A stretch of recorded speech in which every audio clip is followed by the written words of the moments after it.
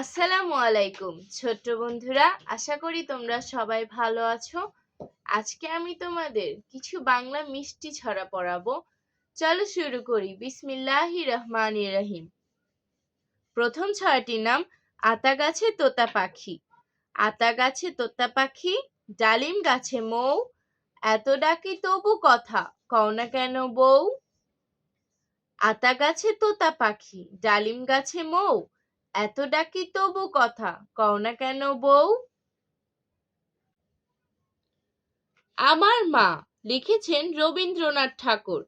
আমার মা না হয়ে তুমি আর কারো মা হলে, ভাবছো তোমায় চিনতেম না, যেতেম না ওই কোলে।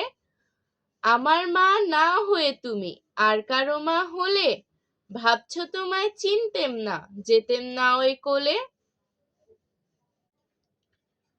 কে মেরেছে কে ধরেছে, কে মেরেছে কে ধরেছে, কে দিয়েছে গাল, তাই তো খোকা রাগ করেছে ভাত খায়নি কাল।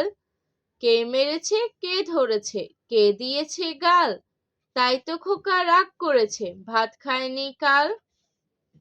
আজ আর নয়, ভালো ভাববে, ভালো থাকবে। আল্লাহ হাফেজ।